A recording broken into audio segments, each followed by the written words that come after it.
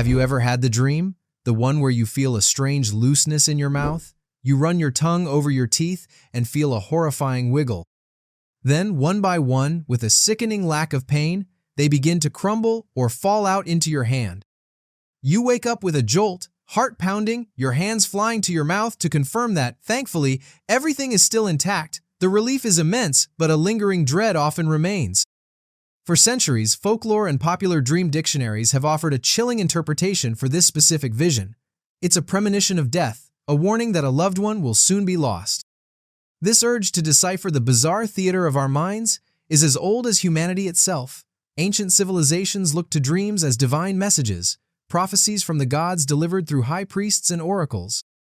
Today, we've traded ancient temples for the infinite scroll of the internet, but our core desire remains unchanged. A quick Google search for dream meanings yields millions of results, offering neat, one-size-fits-all answers to our most perplexing nightly narratives. We are told that dreaming of a snake means you have a hidden enemy, that flying signifies impending success, and that being chased is a literal warning of danger. But what if these classic interpretations, passed down through generations and solidified by digital algorithms, are fundamentally wrong? What if we've been using the wrong dictionary all along? Modern psychology and neuroscience are peeling back the curtain on the sleeping mind, and what they're discovering is far more complex, personal, and ultimately more useful than any ancient prophecy or online symbol list. So, if dreams of falling teeth aren't about death, what are they trying to tell us about ourselves? Let's return to that distressing dream of losing your teeth. It is one of the most commonly reported dreams across cultures, which is precisely why its folk meaning has become so entrenched. The old wives' tale warns of an impending death or a catastrophic loss, but psychologists offer a far less supernatural and far more personal explanation. Rather than being a crystal ball predicting the future, this dream is more often a mirror reflecting your current internal state. The primary culprit? Anxiety and stress. Think about the function of teeth. We use them to bite, to chew, to process the world around us. In a symbolic sense, losing them can represent a feeling of powerlessness or a loss of control in your waking life. Are you in a situation where you feel you've lost your bite? Perhaps you're struggling to make your voice heard at work or in a relationship. The dream can also be a metaphor for communication itself. Teeth are essential for clear speech, and dreaming of their loss might stem from regret over something you said or anxiety about words you've left unsaid. For some, the dream taps into deep-seated insecurities about appearance and how others perceive them. There's even a physiological connection. Studies have shown a correlation between this dream and bruxism, the medical term for grinding or clenching your teeth in your sleep, which is often a physical manifestation of stress. Your brain may be interpreting the physical sensation of that tension and translating it into the vivid, alarming imagery of crumbling teeth. So, the next time you wake from this nightmare, don't fear for your loved ones.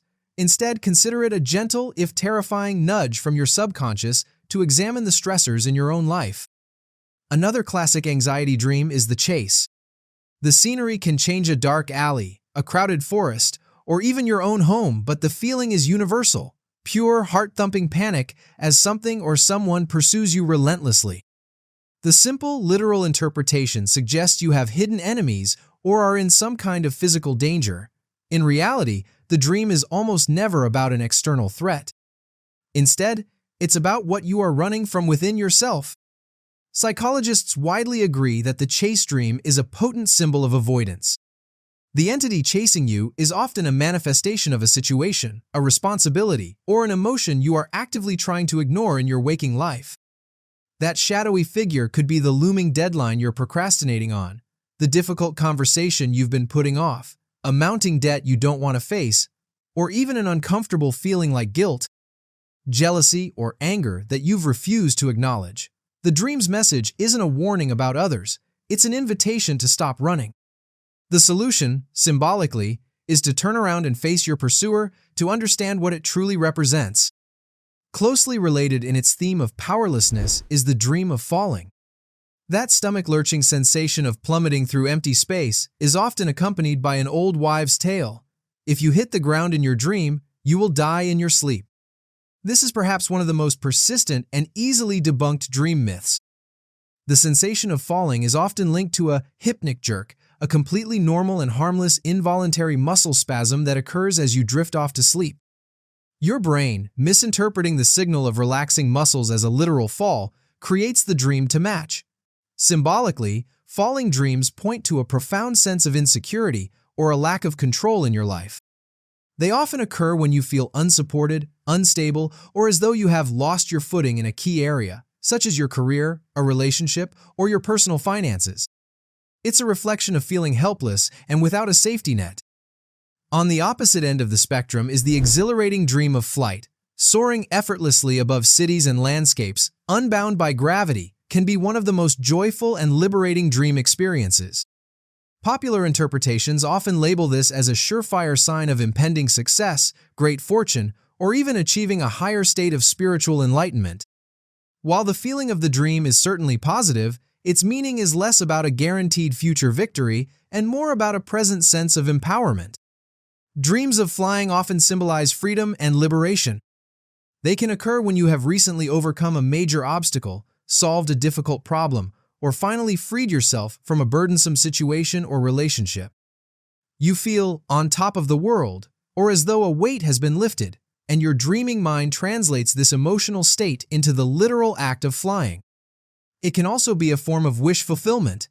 If your waking life feels restrictive, stressful, or controlled, your mind might create a flying dream as a compensatory experience, giving you a taste of the freedom you crave. The emotional context is everything. Is the flight joyful and controlled, or is it erratic and frightening? The feeling tells you more than the image itself.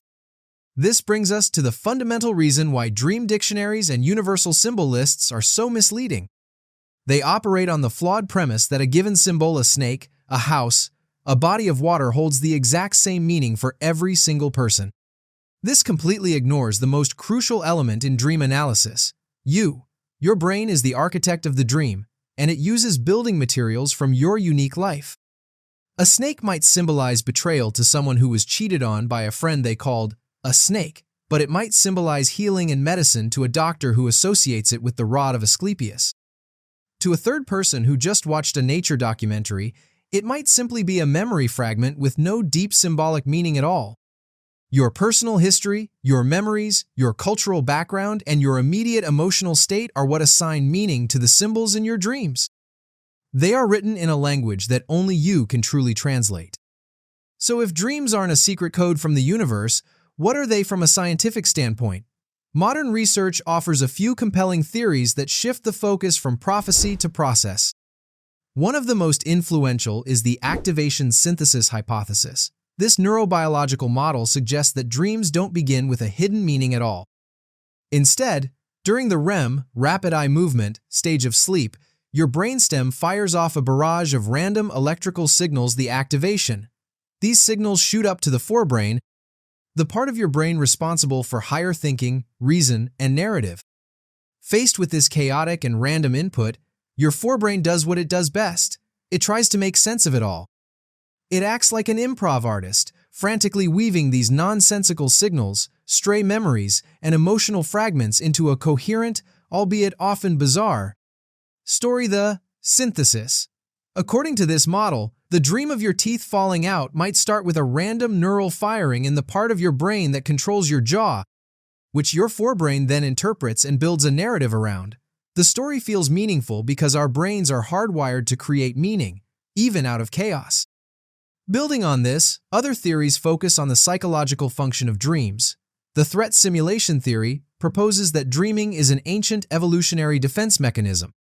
It's a biological virtual reality simulator where we can practice responding to dangerous and threatening situations like being chased or attacked without any real-world risk.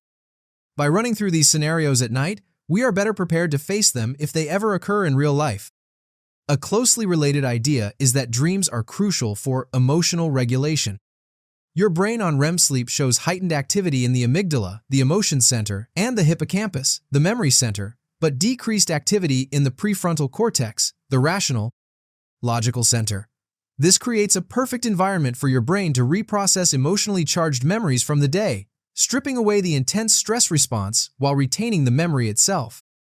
In this view, dreaming is a form of nightly therapy, helping you digest your emotional experiences so you can wake up with a clearer mind. The dream isn't the message, the emotional processing is the purpose. We have journeyed from the visceral fear of losing our teeth in a dream to the complex inner workings of the sleeping brain. We've seen how age-old interpretations of being chased, falling, or flying often miss the mark, pointing to external omens when the truth lies within our own psychology. The simple, seductive promise of a dream dictionary, with its neat A to Z list of symbols, crumbles under the weight of personal experience. Your mind doesn't speak in a universal language, it speaks in the language of you. The real power, then, doesn't lie in decoding a dream, but in connecting with it. Modern science suggests that dreams are not prophecies to be deciphered, but rather a nightly process of mental and emotional housekeeping. They are the brain's way of making sense of chaos, of simulating threats, of regulating intense emotions, and of weaving the day's events into the fabric of our memory. They are less about what is, to come, and more about how we are processing what has been and what is now. So, the next time you awaken from a particularly vivid or unsettling dream, resist the urge to immediately search for its meaning online. Instead, take a moment. Don't ask, "What did that snake mean?" Ask, "How did seeing that snake make me feel? Was it fear, curiosity, awe?" Then look at the landscape of your life. Where else are you feeling that same emotion? The dream is not the destination. It is a signpost pointing you back toward yourself. The next time you wake from the mind's bizarre and beautiful theater, instead of reaching for a dictionary, perhaps you should reach for a journal. What might your own subconscious be trying to show you?